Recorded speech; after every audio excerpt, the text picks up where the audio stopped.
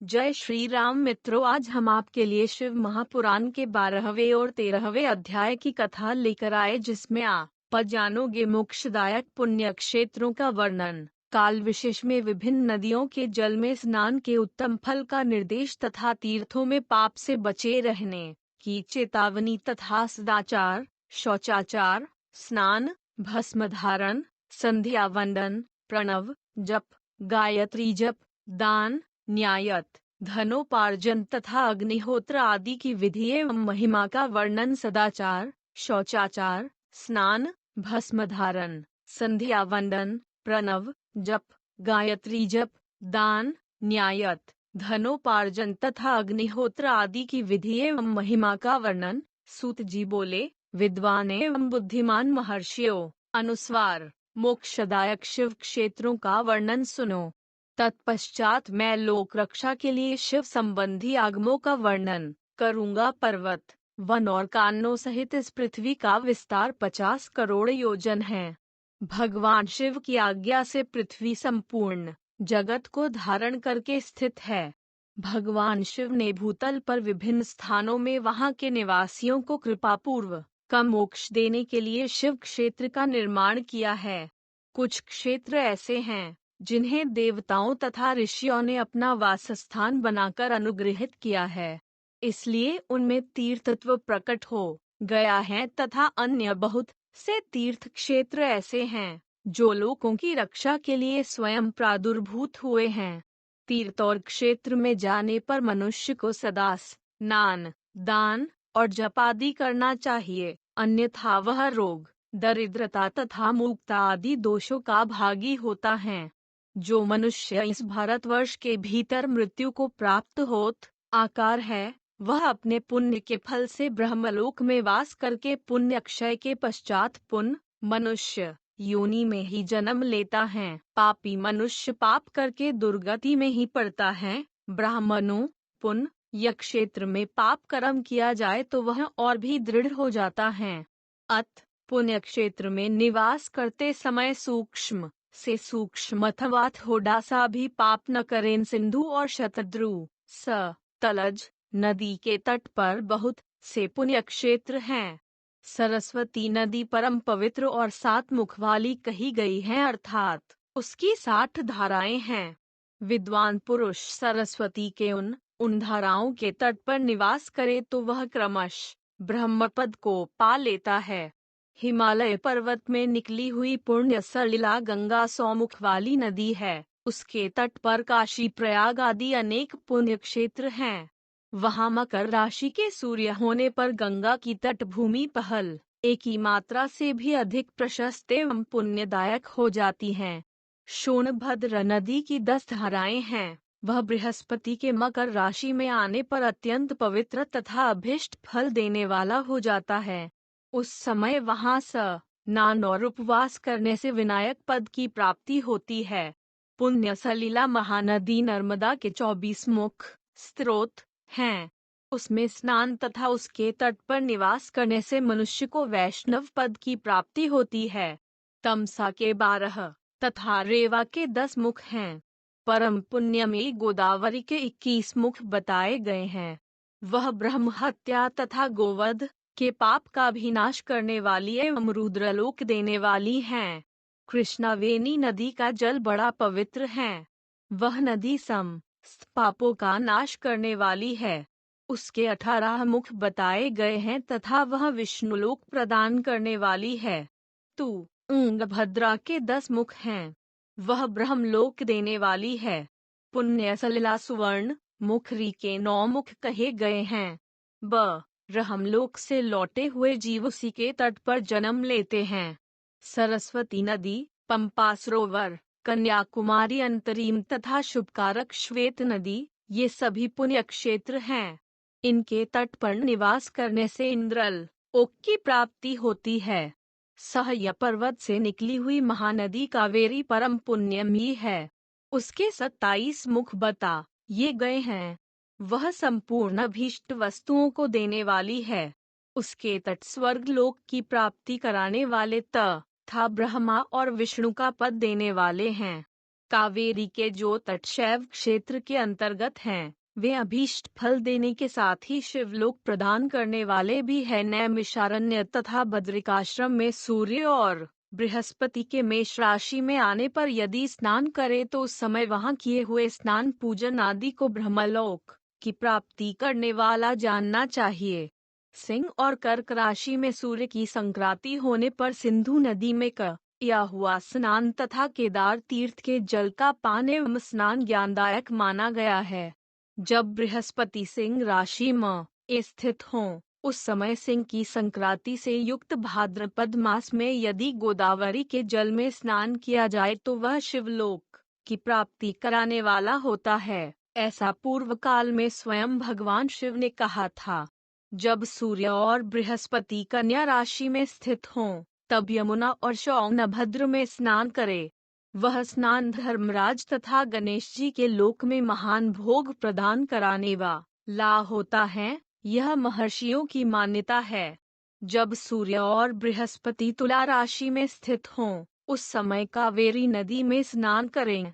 वह स्नान भगवान विष्णु के वचन की महिमा से संपूर्ण अभीष्ट वस्तुओं को देने वाला माना गया है। जब सूर्य और बृहस्पति वृश्चिक राशि पर आ जाएं, तब मार्गशीर्ष अगहन के महीने में नर्मदा में स्नान करने से श्री विष्णु लोक की प्राप्ति हो सकती है। सूर्य और बृहस्पति के धनराश बड़ी ई की मात्रा में स्थित होने पर सुवर्ण मुखरी नदी में किया हुआ स्नान शिवलोक प्रदान करने वाला होता है, जैसा कि ब्रह्मा जी का वचन है। जब सूर्य और बृहस्पति मकर राशि में स्थित हों, उस समय माघ मास में गंगा जी के जल में स्नान करना चाहिए। ब्रह्मा जी का कथन है कि वह स्नान शिवलोक के पश्चात ब्रह्मा और विष्णु के स्थानों में सुख भोगने पर अंत में मनुष्य को ज्ञान की प्राप्ति हो जाती है। डंडा माघ मास में तथा सूर्य के कुंभ राशि में स्थित होने पर फाल्गुन मास में गंगा जी के तट पर किया हुआ श्राद्ध, पिंडदान अथवा तिलोदक दान पिता और नाना दोनों कुलों के पितरों की अनेकों पीढ़ियों का उद्धार करने वाला माना गया है। सूर्य और बृहस्पति जब मीन राशि में स्थित हों, तब कृष्णवेणी नदी में किए गए स्नान की ऋषियों ने प्रशंसा की है। उन महीनों में पूर्वोक्त तीर्थों में किया हुआ स्नान इंद्रपद की प्राप्ति कराने वाला होता है। विद्वान पुरुष गंगा अथवा कावेरी नदी का आश्रय लेकर तीर्थवास करे। ऐसा करने से तत्काल किए हुए पाप का निश्चय ही नाश हो जाता है। रुद्रलोक प्रदान करने वाले बहुत से क्षेत्र हैं। ताम्रपर्णी और वेगवती, ये दोनों नदियां ब्रह्मलोक की प्राप्ति रूप फल देने वाली हैं। इन दोनों के तट पर कितने ही स्वर्गदायक क्षेत्र हैं। इन दोनों के मध्य में बहुत से पुण्यप्रद क्षेत्र हैं। वहां निवास करने वाला विद्वान पुरुष वैसे फल का भागी होता है। सदाचार, उत्तम वृत्ति तथा सद्भावना के साथ मन में दया भाव रखते हुए विद्वान पुरुष को तीर्थ में निवास करना चाहिए, अन्यथा उसका फल नहीं मिलता। पुण्य क्षेत्र में किया हुआ थोड़ा सा पुण्य भी अनेक प्रकार से वृद्धि की मात्रा प्राप्त होता है, तथा वहां किया हुआ छोटा सा पाप भी महान हो जाता है। यदि पुण्य क्षेत्र में रहकर ही जीवन बिताने का निश्चय हो तो उस पुण्य संकल्प से उसका पहले का सारा पाप तत्काल नष्ट हो जाएगा, क्योंकि पुण्य को ऐश्वर्यदायक कहा गया है। ब्राह्मणों, तीर्थवास जनित पुण्य कायिक, वाचिक और मानसिक सारे पापों का नाश कर देता है। तीर्थ में किया हुआ मानसिक पाप वज्रलिप हो जाता है, वह कई कल्पों तक पीछा नहीं छोड़ता है। पुण्य क्षेत्रे कृतं पुण्यं बहुधा रिद्धिमुच्यति। पुण्य क्षेत्रे कृतं पापं महद्यपि जायते तत्कालं जीवनार्थ चेत पुण्येन श्रयमेष्यति। पुण्यज्ञैश्वर्य प्राहु कायिकं याचिकं तथा मानसं च तथा पापं तादृशं नाशेत द्विजा। दंडा मानसं वज्रलेपं तुल्यकल्पकल्पानुगंग तथा शिव पुराण विद्येश्वर संहिता 13। वैसा पाप केवल ध्यान से ही नष्ट होता है, अन्यथा नहीं। वाचिक पाप जब से तथा कायिक पाप शरीर को सुखाने जैसे कठोर तप से नष्ट होता है। सुख चाहने वाले पुरुष को देवताओं की पूजा करते और ब्राह्मणों को दान देते हुए पाप से बचकर ही तीर्थ में अनुस्वार निवास करना चाहिए। ओम नम शिवाय डैश। विद्येश्वर संहिता अध्याय 3। सदाचार, शौचाचार, स्नान, भस्म धारण, संध्या वंदन, प्रणव जप, गायत्री जप, दान, न्यायत, धनोपार्जन तथा अग्निहोत्र आदि की विधि एवं महिमा का वर्णन ऋषियों ने कहा। सूत जी, अब आप शीघ्र ही हमें वह सदाचार सुनाइए जिससे विद्वान पुरुष पुण्य लोकों पर विजय पाता है। स्वर्ग प्रदान करने वाले धर्ममय आचार तथा नरक का कष्ट देने वाले अधर्ममय आचारों का भी वर्णन कीजिए। सूत जी बोले, सदाचार का पालन करने वाला विद्वान ब्राह्मण ही वास्तव में ब्राह्मण नाम धारण करने का अधिकारी है। जो केवल वेदोक्त आचार का पालन करने वाला एवं वेद का अभ्यासी है, उस ब्राह्मण की विप्रसंज्ञा होती है। सदाचार, वेदाचार तथा विद्या, इनमें से एक गुण से ही युक्त होने पर उसे द्विज कहते हैं। जिसमें स्वरूप आत्रा से ही आचार का पालन देखा जाता है, जिसने वेदाध्ययन भी बहुत कम किया है तथा जो राजा का सेवक, पुरोहित, मंत्री आदि हैं, उसे क्षत्रिय ब्राह्मण कहते हैं। जो ब्राह्मण कृषि तथा वाणिज्य कर्म करने वाला है और कुछ ब्राह्मणोचित आचार का भी पालन करता है, वह वैश्य ब्राह्मण है तथा जो स्वयं ही खेत जोतता, हल चलाता है, उसे शूद्र ब्राह्मण कहा गया है। जो दूसरों के दोष देखने वाला और परद्रोही है, उसे चांडाल द्विज कहते हैं। इसी तरह क्षत्रियों में भी जो पृथ्वी का पालन करता है, वह राजा है। दूसरे लोग राजत्वहीन क्षत्रिय माने गए हैं।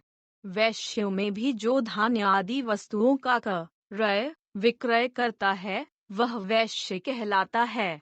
दूसरों को वणिक कहते हैं। जो ब्राह्मणों, क्षत्रियों तथा वैश्यों की सेवा में लगा रहता है, वही वास्तव में शूद्र कहलाता है। जो शूद्र हल जोतने का काम करता है, उसे वृषल समझना चाहिए। सेवा, शिल्प और कर्षण से भिन्न वृत्ति का आश्रय लेने वाले शूद्र दस्यु कहलाते हैं। इस सभी वर्णों के मनुष्य को चाहिए कि वे ब्राह्म मुहूर्त में उठकर पूर्वाभिमुख हो। सबसे पहले देवताओं का, फिर धर्म का, अर्थ का, उसकी प्राप्ति के लिए उठाए जाने वाले क्लेशों का तथा आय और व्यय का भी चिंतन करें। रात के पिछले पहर को उषाकाल जानना चाहिए। उस अंतिम पहर का जो आधा या मध्य भाग है, उसे संधि कहते हैं। उस संधि काल में उठकर द्विज को मल मूत्र आदि का त्याग करना चाहिए। घर से दूर जाकर बाहर से अपने शरीर को ढके रखकर दिन में उत्तराभिमुख बैठकर मल मूत्र का त्याग करे। यदि उत्तराभिमुख बैठन एक ही मात्रा में कोई रुकावट हो तो दूसरी दिशा की ओर मुख करके बैठे। जल, अग्नि, ब्राह्मण आदि तथा देवताओं का सामना बचाकर बैठे। मल त्याग करके उठने पर फिर उस मल को न देखे। तदनंतर जलाशय से बाहर निकाले हुए जल से ही गुदा की शुद्धि करे अथवा देवताओं, पितरों तथा ऋषियों के तीर्थों में उतरे बिना ही प्राप्त हुए जल से शुद्धि करनी चाहिए। गुदा में 7, 5 या 3 बार मिट्टी लगाकर उसे धोकर शुद्ध करे। लिंग में कोड़े के फल के बराबर मिट्टी लेकर लगाए और उसे धो दे।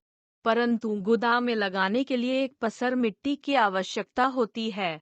लिंग और गुदा की शुद्धि का एक ही मात्रा पश्चात उठकर अन्यत्र जाए और हाथ पैरों की शुद्धि करके 8 बार कुल्ला करे। जिस किसी वृक्ष के पत्ते से अथवा उसके पतले काष्ठ से जल के बाहर दत्वन करना चाहिए, उस समय तर्जनी अंगुली का उपयोग न करे। यह दंश उद्धि का विधान बताया गया है। तदनंतर जल संबंधी देवताओं को नमस्कार करके मंत्र पाठ करते हुए जलाशय में अनुस्वार स्नान करें। आपोहिष्ठा इत्यादि मंत्र से पाप शक्ति के लिए सिर पर जल छिड़कें तथा यस्य क्षया इस मंत्र को पढ़कर पैर पर जल छिड़कें। इसे संधि प्रोक्षण कहते हैं। आपोहिष्ठा इत्यादि मंत्र में अनुस्वार 3 ऋचाएं हैं और प्रत्येक ऋचा में गायत्री छंद के 3 चरण हैं।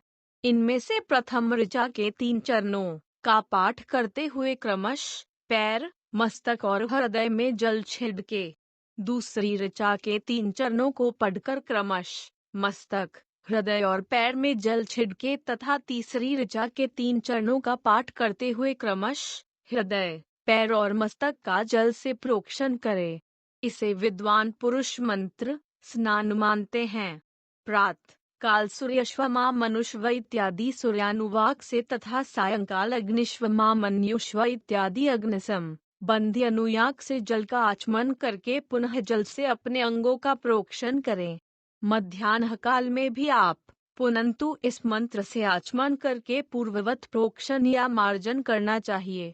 प्रातः काल की संध्या उपासना में गायत्री मंत्र का जप करके 3 बार ऊपर की ओर सूर्यदेव को अर्घ्य देने चाहिए। ब्राह्मणों, मध्याह्न काल में गायत्री मंत्र के उच्चारण पूर्वक सूर्य को एक ही अर्घ्य देना चाहिए। फिर सायंकाल ने पर पश्चिम की ओर मुख करके बैठ जाए और पृथ्वी पर ही सूर्य के लिए अर्घ्य दे, ऊपर की ओर नहीं।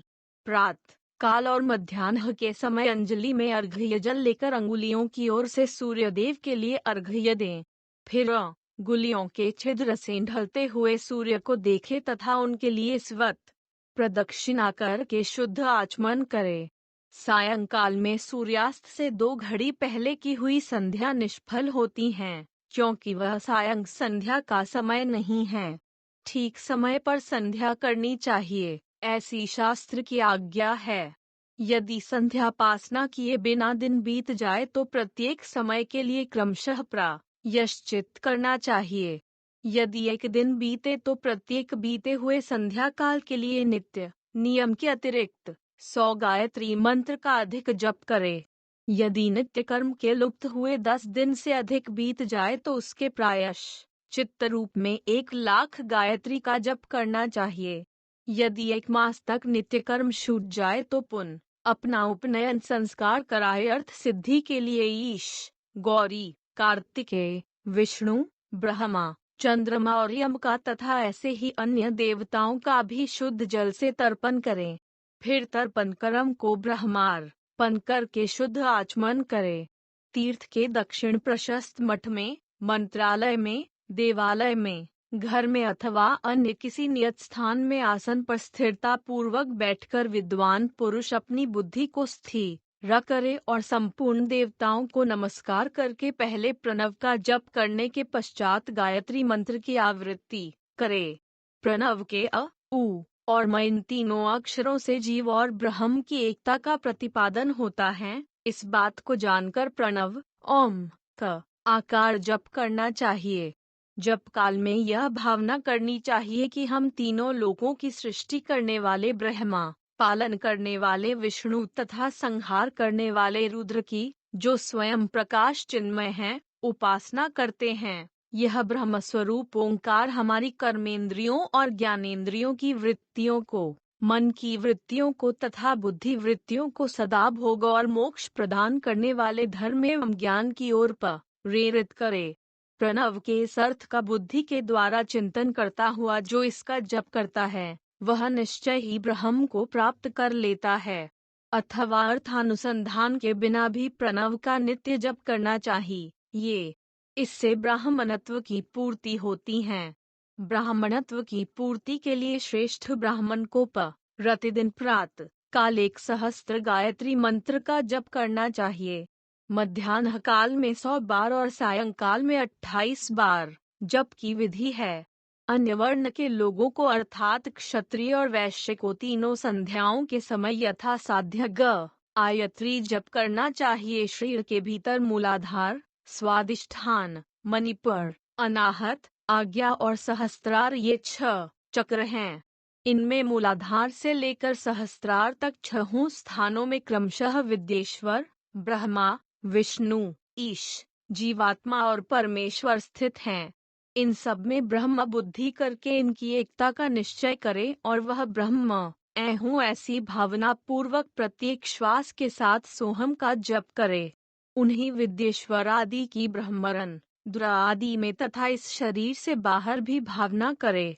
प्रकृति के विकारभूत महत्त्व से लेकर पंचभूत पर्यंत तत्वों से बना हुआ जो शरीर है, ऐसे सहस्त्रों शरीरों का एक एक अजपा गायत्री के जप से एक एक के क्रम से अतिक्रमण करके जीव को धीरे धीरे परमात्मा से संयुक्त करे। यह जप का तत्व बताया गया है। 100 अथवा 28 मंत्रों के जप से उतने ही शरीरों का अतिक्रमण होता है। इस प्रकार जो मंत्रों का जप है, इसी को आदिक्रम से वास्तविक जप जानना चाहिए। सहस्त्र बार किया हुआ जप ब्रह्मलोक प्रदान करने वाला होता है, ऐसा जानना चाहिए। 100 बार किया हुआ जप इंद्रपद की प्राप्ति कराने वाला माना गया है। इससे अधिक समय तक नियम का उल्लंघन हो जाए तो पुनः नए सिरे से गुरु से नियम ग्रहण करे। ऐसा करने से दोषों की शांति होती है, अन्यथा वह रौरव नरक में जाता है। मुमुक्षु ब्राह्मण को तो सदा ज्ञान का ही अभ्यास करना चाहिए। धर्म स एक ही मात्रा अर्थ की प्राप्ति होती है, अर्थ से भोग सुलभ होता है, फिर उस भोग से वैराग्य की संभावना होती है। धर्म पूर्वक उपार्जित धन से जो भोग प्राप्त होता है, उससे एक दिन अवश्य वैराग्य का उदय होता है। धर्म के विपरीत अधर्म से व्यार्जित हुए धन के द्वारा जो भोग प्राप्त होता है, उससे भोगों के प्रति आसक्ति उत्पन्न होती है। मनुष्य धर्म से धन पाता है, तपस्या से उसे दिव्य लग्न की प्राप्ति होती है। कामनाओं का त्याग करने वाले पुरुष के अंतःकरण की शुद्धि होती है, उस शुद्धि से ज्ञान का उदय होता है, इसमें संशय नहीं है। सत्य युग आदि में तप को ही प्रशस्त कहा गया है, किंतु कलियुग में द्रव्य साध्य धर्म अच्छा माना गया है। सत्य युग में ज्ञान से, त्रेता में तपस्या से और द्वापर में यज्ञ करने से ज्ञान की सिद्धि होती है, परंतु कलियुग में प्रतिमा की पूजा से ज्ञान लाभ होता है। अधर्म हिंसा रूप है और धर्म सुख रूप है। अधर्म से मनुष्य दुख पाता है और धर्म से वह सुख एवं अभ्युदय का भागी होता है। दुराचार से दुख प्राप्त होता है और सदाचार से सुख, भोग और मोक्ष की सिद्धि के लिए धर्म का उपार्जन करना चाहिए। जो क्षत्र एक सहस्त्र कुटुंब को जीविका और आवास देता है, उसका वह कर्म इंद्रलोक की प्राप्ति कराने वाला होता है। 10,000 कुटुंबों को दिया हुआ आश्रय दान ब्रह्मलोक प्रदान करता है। धनहीन पुरुष सदा तपस्या का उपार्जन करे, क्योंकि तपस्या और तीर्थ सेवन से अक्षय सुख पाकर मनुष्य उसका उपभोग करता है। अब मैं न्यायत धन के उपार्जन की विधि बता रहा हूँ। न्यायोपार्जित धन का दान करने से दाता को ज्ञान की सिद्धि प्राप्त होती है। ज्ञान सिद्धि द्वारा सब पुरुषों को गुरु कृपा मोक्ष सिद्धि सुलभ होती है। मोक्ष से स्वरूप की सिद्धि, ब्रह्म रूप से स्थिति प्राप्त होती है, जिससे मुक्त पुरुष परमानंद का अनुभव करता है। गृहस्थ पर उसको चाहिए कि वह धन धान्य आदि सब वस्तुओं का दान करे। वह तृषा निवृत्ति के लिए जल तथा क्षुधा रूपी रोग की शांति के लिए सदा अन्न का दान करे। खेत, धान्य, कच्चा अन्न तथा भक्ष्य, भोज्य, लेह और चोप्य, ये 4 प्रकार के सिद्ध अन्न दान करने चाहिए। जिसके अन्न को खाकर मनुष्य जब तक कथाश रवन आदि सद्धर्म का पालन करता है, उतने समय तक उसके किए पुण्य फल का आधा भाग दाता को मिल जाता है, उसमें संशय नहीं है। दान लेने वाला पुरुष दान में प्राप्त हुई वस्तु का दान तथा तपस्या करके अपने प्रति प्रहजनित पाप की शुद्धि कर ले, अन्यथा उसे रौरव नरक में गिरना पड़ता है। अपने धन के 3 भाग करें, एक भाग धर्म के लिए, दूसरा भाग वृद्धि के लिए तथा तीसरा भाग अपने उपभोग के लिए। नित्य, नैमित्तिक और काम्य, ये तीनों प्रकार के कर्म धर्मार्थ रखे हुए धन से करे। साधक को चाहिए कि वह वृद्धि के लिए रखे हुए धन से ऐसा व्यापार करे जिससे उस धन की वृद्धि हो तथा उपभोग के लिए रक्षित धन से हितकारक, परिमित एवं पवित्र भोग भोगे। खेती से पैदा किए हुए धन का 10वां अंश दान कर दे, इससे पाप की शुद्धि होती है। शेष धन से धर्म, बुद्धि एवं उपभोग करे, अन्यथा वह रौरव नरक में पड़ता है अथवा उसकी बुद्धि पाप पूर्ण हो जाती है या खेती ही चौपट हो जाती है। वृद्धि के लिए किए गए व्यापार में प्राप्त हुए धन का छठा भाग दान कर देने योग्य है। बुद्धिमान पुरुष अवश्य उसका दान कर दें। विद्वान को चाहिए कि वह दूसरों के दोषों का वर्णन न करे। ब्राह्मणों, दोषवश दूसरों के सुने या देखे हुए छिद्र को भी प्रकट न करे। विद्वान पुरुष ऐसी बात न कहे जो समस्त प्राणियों के हृदय में रोष पैदा करने वाली हो। ऐश्वर्य की सिद्धि के लिए दोनों संध्याओं के समय अग्निहोत्र कर्म अवश्य करे। जो दोनों समय अग्निहोत्र करने में असमर्थ हो, वह एक ही समय सूर्य और अग्नि को विधि पूर्वक दी हुई आहुति से संतुष्ट करे। चावल, धान्य, घी, फल, कंद तथा हविष्य, इनके द्वारा विधि पूर्वक स्थाली पाक बनाए तथा यथोचित रीति से सूर्य और अग्नि को अर्पित करे। यदि हविष्य का अभाव हो तो प्रधान होम मात्र करे। सदा सुरक्षित रहने वाली अग्नि को विद्वान पुरुष अजस्त्र की संज्ञा देते हैं। अथवा संध्या काल में जप मात्र या सूर्य की वंदना मात्र कर ले। आत्मज्ञान की इच्छा वाले तथा धनार्थी पुरुषों को भी इस प्रकार विधिवत उपासना करनी चाहिए। जो सदा ब्रह्मयज्ञ में तत्पर होते हैं, देवताओं की पूजा में लगे रहते हैं, नित्य अग्नि पूजा एवं गुरु पूजा में अनुरक्त होते हैं तथा ब्राह्मणों को तृप्त किया करते हैं, वे सब लोग स्वर्गलोक के भागी होते हैं। ओम नमः शिवाय।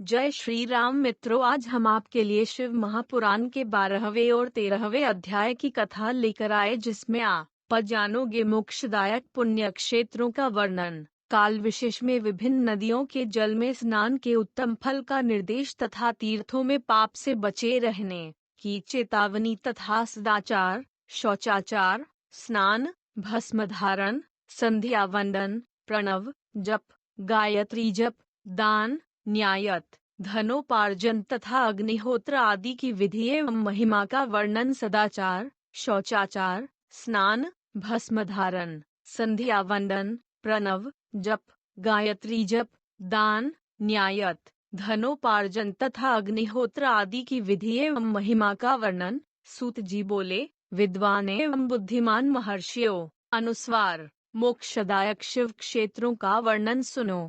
तत्पश्चात मैं लोक रक्षा के लिए शिव संबंधी आगमों का वर्णन करूंगा। पर्वत, वन और कानों सहित इस पृथ्वी का विस्तार 50 करोड़ योजन है। भगवान शिव की आज्ञा से पृथ्वी संपूर्ण जगत को धारण करके स्थित है। भगवान शिव ने भूतल पर विभिन्न स्थानों में वहां के निवासियों को कृपापूर्वक का मोक्ष देने के लिए शिव क्षेत्र का निर्माण किया है।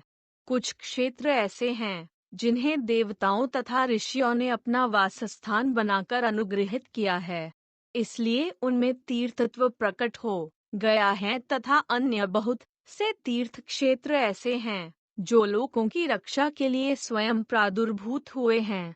तीर्थ और क्षेत्र में जाने पर मनुष्य को सदा स्नान, दान और जप आदि करना चाहिए, अन्यथा वह रोग, दरिद्रता तथा मूर्खता आदि दोषों का भागी होता है। जो मनुष्य इस भारतवर्ष के भीतर मृत्यु को प्राप्त होत आकार है, वह अपने पुण्य के फल से ब्रह्मलोक में वास करके पुण्य क्षय के पश्चात पुण्य मनुष्य योनि में ही जन्म लेता है। पापी मनुष्य पाप करके दुर्गति में ही पड़ता है। ब्राह्मणों, पुण्य क्षेत्र में पाप कर्म किया जाए तो वह और भी दृढ़ हो जाता है। अत पुण्य क्षेत्र में निवास करते समय सूक्ष्म से सूक्ष्म अथवा थोड़ा सा भी पाप न करें। सिंधु और शतद्रु, सतलज नदी के तट पर बहुत से पुण्य क्षेत्र हैं। सरस्वती नदी परम पवित्र और 7 मुख वाली कही गई है, अर्थात उसकी 60 धाराएं हैं। विद्वान पुरुष सरस्वती के उन धाराओं के तट पर निवास करे तो वह क्रमश ब्रह्मपद को पा लेता है। हिमालय पर्वत में निकली हुई पुण्य सलिला गंगा 100 मुख वाली नदी है। उसके तट पर काशी, प्रयाग आदि अनेक पुण्य क्षेत्र हैं। वहां मकर राशि के सूर्य होने पर गंगा की तटभूमि पहल एक ही मात्रा से भी अधिक प्रशस्त एवं पुण्यदायक हो जाती है। सोनभद्र नदी की 10 धाराएं हैं। वह बृहस्पति के मकर राशि में आने पर अत्यंत पवित्र तथा अभीष्ट फल देने वाला हो जाता है।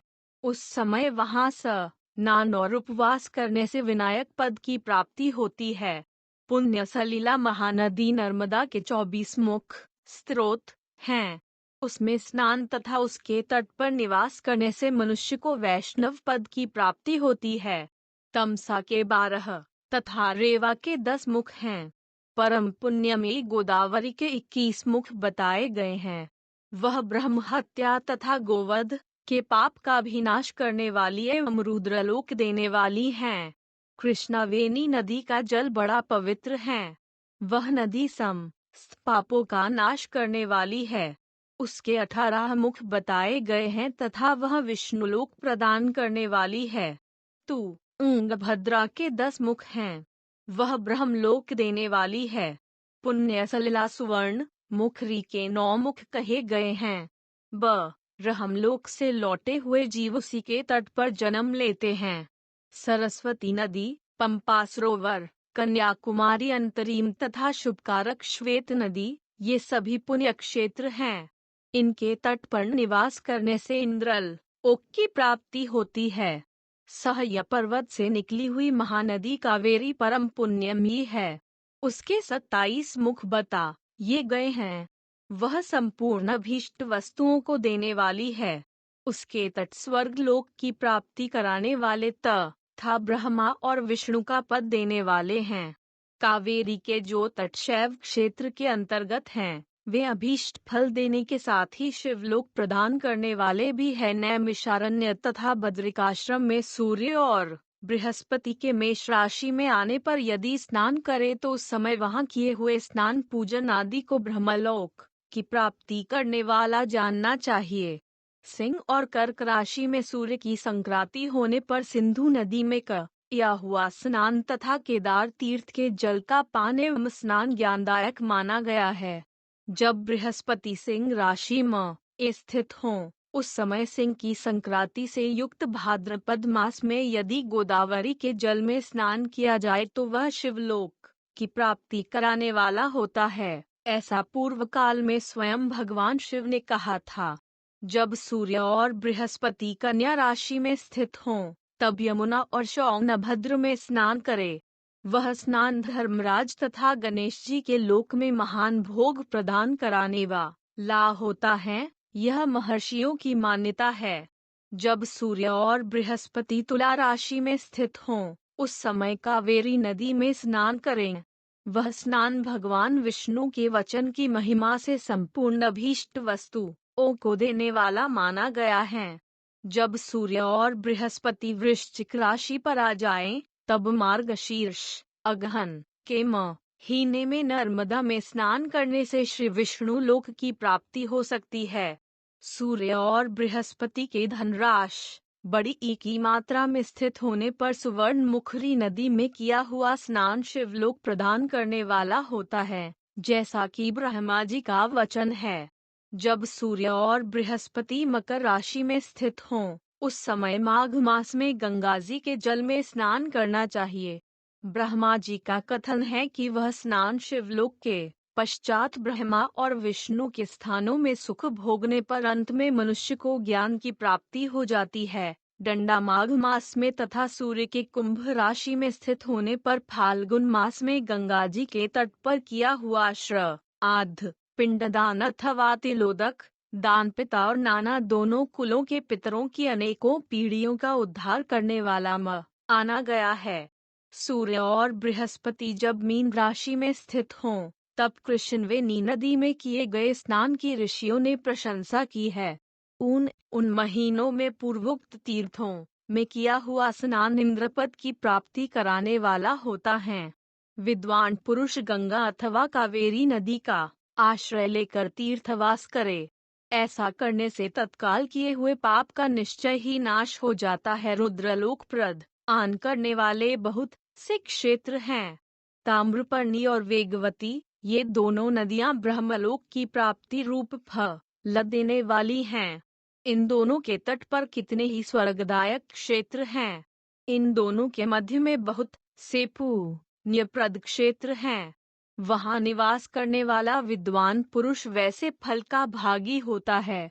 सदाचार, उत्तम वृत्ति तथा सद्भावना के साथ मन में दया भाव रखते हुए विद्वान पुरुष को तीर्थ में निवास करना चाहिए, अन्यथा उसका फल नहीं मिलता। पुण्य क्षेत्र में किया हुआ थोड़ा सा पुण्य भी अनेक प्रकार से वृद्धि की मात्रा प्राप्त होता है, तथा वहां किया हुआ छोटा सा पाप भी महान हो जाता है। यदि पुण्य क्षेत्र में रहकर ही जीवन बिताने का निश्चय हो तो उस पुण्य संकल्प से उसका पहले का सारा पाप तत्काल नष्ट हो जाएगा, क्योंकि पुण्य को ऐश्वर्यदायक कहा गया है। ब्राह्मणों, तीर्थवास जनित पुण्य कायिक, वाचिक और मानसिक सारे पापों का नाश कर देता है। तीर्थ में किया हुआ मानसिक पाप वज्रलिप हो जाता है, वह कई कल्पों तक पीछा नहीं छोड़ता है। पुण्य क्षेत्रे कृतं पुण्यं बहुधा रिद्धिमुच्यति। पुण्य क्षेत्रे कृतं पापं महद्न्यपि जायते तत्कालं जीवनार्थ चेत पुण्येन श्रयमेष्यति। पुण्यज्ञैश्वर्य प्राहु कायिकं याचिकं तथा मानसं च तथा पापं तादृशं नाशे द्विजा दंडामानसं वज्रलेपं तुल्यकल्पकल्पानुगं तथा शिव पुराण विद्येश्वर संहिता 13। वैसा पाप केवल ध्यान से ही नष्ट होता है, अन्यथा नहीं। वाचिक पाप जप से तथा कायिक पाप शरीर को सुखाने जैसे कठोर तप से नष्ट होता है। सुख चाहने वाले पुरुष को देवताओं की पूजा करते और ब्राह्मणों को दान देते हुए पाप से बचकर ही तीर्थ में अनुस्वार निवास करना चाहिए। ओम नम शिवाय विद्येश्वर संहिता अध्याय 3। सदाचार, शौचाचार, स्नान, भस्म धारण, संध्या वंदन, प्रणव जप, गायत्री जप, दान, न्यायत, धनोपार्जन तथा अग्निहोत्र आदि की विधि एवं महिमा का वर्णन। ऋषियों ने कहा, सूत जी, अब आप शीघ्र ही हमें वह सदाचार सुनाइए जिससे विद्वान पुरुष पुण्य लोकों पर विजय पाता है। स्वर्ग प्रदान करने वाले धर्ममय आचार तथा नरक का कष्ट देने वाले अधर्ममय आचारों का भी वर्णन कीजिए। सूत जी बोले, सदाचार का पालन करने वाला विद्वान ब्राह्मण ही वास्तव में ब्राह्मण नाम धारण करने का अधिकारी है। जो केवल वेदोक्ताचार का पालन करने वाला एवं वेद का अभ्यासी है, उस ब्राह्मण की विप्रसंज्ञा होती है। सदाचार, वेदाचार तथा विद्या, इनमें से एक गुण से ही युक्त होने पर उसे द्विज कहते हैं। जिसमें स्वरूप आत्रा से ही आचार का पालन देखा जाता है, जिसने वेदाध्ययन भी बहुत कम किया है तथा जो राजा का सेवक, पुरोहित, मंत्री आदि हैं, उसे क्षत्रिय ब्राह्मण कहते हैं। जो ब्राह्मण कृषि तथा वाणिज्य कर्म करने वाला है और कुछ ब्राह्मणोचित आचार का भी पालन करता है, वह वैश्य ब्राह्मण है। तथा जो स्वयं ही खेत जोतता, हल चलाता है, उसे शूद्र ब्राह्मण कहा गया है। जो दूसरों के दोष देखने वाला और परद्रोही है, उसे चांडाल द्विज कहते हैं। इसी तरह क्षत्रियों में भी जो पृथ्वी का पालन करता है, वह राजा है। दूसरे लोग राजत्वहीन क्षत्रिय माने गए हैं। वैश्यों में भी जो धान्य आदि वस्तुओं का क्रय विक्रय करता है, वह वैश्य कहलाता है। दूसरों को वणिक कहते हैं। जो ब्राह्मणों, क्षत्रियों तथा वैश्यों की सेवा में लगा रहता है, वही वास्तव में शूद्र कहलाता है। जो शूद्र हल जोतने का काम करता है, उसे वृषल समझना चाहिए। सेवा, शिल्प और कर्षण से भिन्न वृत्ति का आश्रय लेने वाले शूद्र दस्यु कहलाते हैं। इस सभी वर्णों के मनुष्यों को चाहिए कि वे ब्राह्म मुहूर्त में उठकर पूर्वाभिमुख हो। सबसे पहले देवताओं का, फिर धर्म का, अर्थ का, उसकी प्राप्ति के लिए उठाए जाने वाले क्लेशों का तथा आय और व्यय का भी चिंतन करें। रात के पिछले पहर को उषाकाल जानना चाहिए। उस अंतिम पहर का जो आधा या मध्य भाग है, उसे संधि कहते हैं। उस संधि काल में उठकर द्विज को मल मूत्र आदि का त्याग करना चाहिए। घर से दूर जाकर बाहर से अपने शरीर को ढके रखकर दिन में उत्तराभिमुख बैठकर मल मूत्र का त्याग करे। यदि उत्तराभिमुख बैठन एक ही मात्रा में कोई रुकावट हो तो दूसरी दिशा की ओर मुख करके बैठे। जल, अग्नि, ब्राह्मण आदि तथा देवताओं का सामना बचाकर बैठे। मल त्याग करके उठने पर फिर उस मल को न देखे। तदनंतर जलाशय से बाहर निकाले हुए जल से ही गुदा की शुद्धि करे अथवा देवताओं, पितरों तथा ऋषियों के तीर्थों में उतरे बिना ही प्राप्त हुए जल से शुद्धि करनी चाहिए। गुदा में 7, 5 या 3 बार मिट्टी लगाकर उसे धोकर शुद्ध करे। लिंग में कोड़े के फल के बराबर मिट्टी लेकर लगाए और उसे धो दे। परंतु गुदा में लगाने के लिए एक पसर मिट्टी की आवश्यकता होती है। लिंग और गुदा की शुद्धि का एक ही मात्रा पश्चात उठकर अन्यत्र जाए और हाथ पैरों की शुद्धि करके 8 बार कुल्ला करे। जिस किसी वृक्ष के पत्ते से अथवा उसके पतले काष्ठ से जल के बाहर दत्वन करना चाहिए, उस समय तर्जनी अंगुली का उपयोग न करे। यह दंश उद्धि का विधान बताया गया है। तदनंतर जल संबंधी देवताओं को नमस्कार करके मंत्र पाठ करते हुए जलाशय में अनुस्वार स्नान करें। आपोहिष्ठा इत्यादि मंत्र से पाप शक्ति के लिए सिर पर जल छिड़कें तथा यस्य क्षया यह इस मंत्र को पढ़कर पैर पर जल छिड़कें। इसे संधि प्रोक्षण कहते हैं। आपोहिष्ठा इत्यादि मंत्र में अनुस्वार 3 ऋचाएं हैं और प्रत्येक ऋचा में गायत्री छंद के 3 चरण हैं। इनमें से प्रथम ऋचा के 3 चरणों का पाठ करते हुए क्रमश पैर, मस्तक और हृदय में जल छिड़के। दूसरी ऋचा के 3 चरणों को पढ़कर क्रमश मस्तक, हृदय और पैर में जल छिड़के तथा तीसरी ऋचा के 3 चरणों का पाठ करते हुए क्रमश हृदय, पैर और मस्तक का जल से प्रोक्षण करे। इसे विद्वान पुरुष मंत्र स्नान मानते हैं। प्रातः काल सूर्यश्वमा मनुष्व इत्यादि सूर्यानुवाक से तथा सायंकाल अग्निश्वमा मन्युष्व इत्यादि अग्निसम बंधी अनुयाक से जल का आचमन करके पुनः जल से अपने अंगों का प्रोक्षण करें। मध्याह्न काल में भी आप पुनंतु इस मंत्र से आचमन करके पूर्ववत प्रोक्षण या मार्जन करना चाहिए। प्रातः काल की संध्या उपासना में गायत्री मंत्र का जप करके 3 बार ऊपर की ओर सूर्य देव को अर्घ्य देने चाहिए। ब्राह्मणों, मध्याह्न काल में गायत्री मंत्र के उच्चारण पूर्वक सूर्य को एक ही अर्घ्य देना चाहिए। फिर सायंकाला ने पर पश्चिम की ओर मुख करके बैठ जाए और पृथ्वी पर ही सूर्य के लिए अर्घ्य दे, ऊपर की ओर नहीं। प्रातः काल और मध्याह्न के समय अंजलि में अर्घ्य जल लेकर अंगुलियों की ओर से सूर्यदेव के लिए अर्घ्य दें। फिर अंगुलियों के छिद्र से ढलते हुए सूर्य को देखें तथा उनके लिए स्वत प्रदक्षिणा करके शुद्ध आचमन करें। सायंकाल में सूर्यास्त से 2 घड़ी पहले की हुई संध्या निष्फल होती हैं, क्योंकि वह सायं संध्या का समय नहीं है। ठीक समय पर संध्या करनी चाहिए, ऐसी शास्त्र की आज्ञा है। यदि संध्यापासना किए बिना दिन बीत जाए तो प्रत्येक समय के लिए क्रमशः प्रायश्चित करना चाहिए। यदि एक दिन बीते तो प्रत्येक बीते हुए संध्या काल के लिए नित्य नियम के अतिरिक्त 100 गायत्री मंत्र का अधिक जप करे।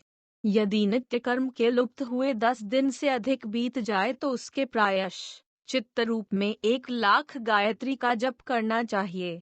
यदि 1 मास तक नित्य कर्म छूट जाए तो पुनः अपना उपनयन संस्कार कराए। अर्थ सिद्धि के लिए ईश, गौरी, कार्तिकेय, विष्णु, ब्रह्मा, चंद्रमा और यम का तथा ऐसे ही अन्य देवताओं का भी शुद्ध जल से तर्पण करें। फिर तर्पण कर्म को ब्रह्मार्पण करके शुद्ध आचमन करें। तीर्थ के दक्षिण प्रशस्त मठ में, मंत्रालय में, देवालय में, घर में अथवा अन्य किसी नियत स्थान में आसन पर स्थिरता पूर्वक बैठकर विद्वान पुरुष अपनी बुद्धि को स्थिर करे और संपूर्ण देवताओं को नमस्कार करके पहले प्रणव का जप करने के पश्चात गायत्री मंत्र की आवृत्ति करे। प्रणव के अ, उ और म इन तीनों अक्षरों से जीव और ब्रह्म की एकता का प्रतिपादन होता है। इस बात को जानकर प्रणव ओम का आकार जप करना चाहिए। जप काल में यह भावना करनी चाहिए कि हम तीनों लोकों की सृष्टि करने वाले ब्रह्मा, पालन करने वाले विष्णु तथा संहार करने वाले रुद्र की, जो स्वयं प्रकाश चिन्मय हैं, उपासना करते हैं। यह ब्रह्म स्वरूप ओंकार हमारी कर्मेंद्रियों और ज्ञानेंद्रियों की वृत्तियों को, मन की वृत्तियों को तथा बुद्धि वृत्तियों को सदा भोग और मोक्ष प्रदान करने वाले धर्म एवं ज्ञान की ओर प्रेरित करे। प्रणव के इस अर्थ का बुद्धि के द्वारा चिंतन करता हुआ जो इसका जप करता है, वह निश्चय ही ब्रह्म को प्राप्त कर लेता है। अथवा अर्थानुसंधान के बिना भी प्रणव का नित्य जप करना चाहिए। इससे ब्राह्मणत्व की पूर्ति होती है। ब्राह्मणत्व की पूर्ति के लिए श्रेष्ठ ब्राह्मण को प्रतिदिन प्रातः काल 1 सहस्त्र गायत्री मंत्र का जप करना चाहिए। मध्याह्न काल में 100 बार और सायंकाल में 28 बार जप की विधि है।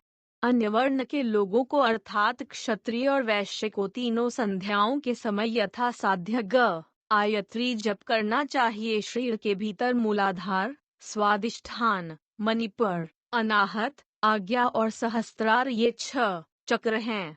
इनमें मूलाधार से लेकर सहस्त्रार तक 6 स्थानों में क्रमशः विद्येश्वर, ब्रह्मा, विष्णु, ईश, जीवात्मा और परमेश्वर स्थित हैं।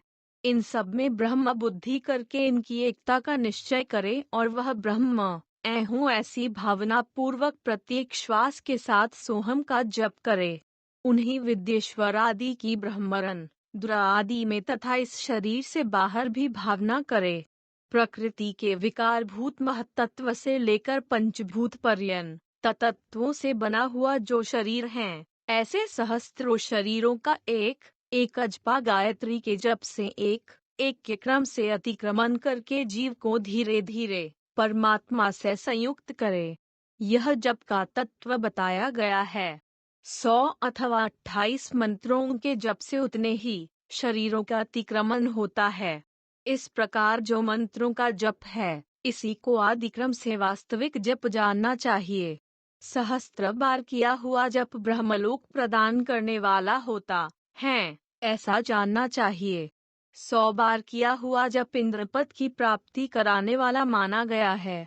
इससे अधिक समय तक नियम का उल्लंघन हो जाए तो पुनः नए सिरे से गुरु से नियम ग्रहण करे। ऐसा करने से दोषों की शांति होती है, अन्यथा वह रौरव नरक में जाता है। मुमुक्षु ब्राह्मण को तो सदा ज्ञान का ही अभ्यास करना चाहिए। धर्म स एक ही मात्रा अर्थ की प्राप्ति होती है, अर्थ से भोग सुलभ होता है, फिर उस भोग से वैराग्य की संभावना होती है। धर्म पूर्वक उपार्जित धन से जो भोग प्राप्त होता है, उससे एक दिन अवश्य वैराग्य का उदय होता है। धर्म के विपरीत अधर्म से व्यार्जित हुए धन के द्वारा जो भोग प्राप्त होता है, उससे भोगों के प्रति आसक्ति उत्पन्न होती है। मनुष्य धर्म से धन पाता है, तपस्या से उसे दिव्य लग्न की प्राप्ति होती है। कामनाओं का त्याग करने वाले पुरुष के अंतःकरण की शुद्धि होती है, उस शुद्धि से ज्ञान का उदय होता है, इसमें संशय नहीं है। सत्य युग आदि में तप को ही प्रशस्त कहा गया है, किंतु कलयुग में द्रव्य साध्य धर्म अच्छा माना गया है। सत्य युग में ज्ञान से, त्रेता में तपस्या से और द्वापर में यज्ञ करने से ज्ञान की सिद्धि होती है, परंतु कलयुग में प्रतिमा की पूजा से ज्ञान लाभ होता है। अधर्म हिंसा रूप है और धर्म सुख रूप है। अधर्म से मनुष्य दुख पाता है और धर्म से वह सुख एवं अभ्युदय का भागी होता है। दुराचार से दुख प्राप्त होता है और सदाचार से सुख, भोग और मोक्ष की सिद्धि के लिए धर्म का उपार्जन करना चाहिए। जो क्षत्र एक सहस्त्र कुटुंब को जीविका और आवास देता है, उसका वह कर्म इंद्रलोक की प्राप्ति कराने वाला होता है। 10,000 कुटुंबों को दिया हुआ आश्रय दान ब्रह्मलोक प्रदान करता है। धनहीन पुरुष सदा तपस्या का उपार्जन करे, क्योंकि तपस्या और तीर्थ सेवन से अक्षय सुख पाकर मनुष्य उसका उपभोग करता है। अब मैं न्यायत धन के उपार्जन की विधि बता रहा हूँ। न्यायोपार्जित धन का दान करने से दाता को ज्ञान की सिद्धि प्राप्त होती है।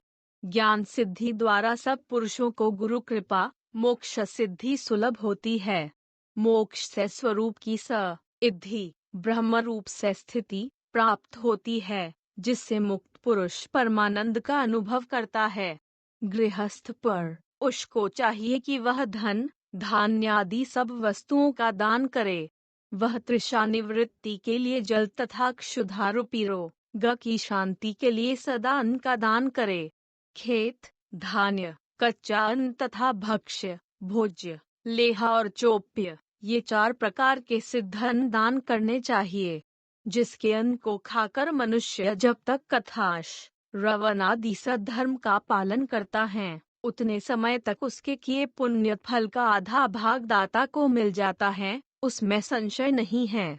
दान लेने वाला पुरुष दान में प्राप्त हुई वस्तु का दान तथा तपस्या करके अपने प्रति प्रहजनित पाप की शुद्धि कर ले, अन्यथा उसे रौरव नरक में गिरना पड़ता है।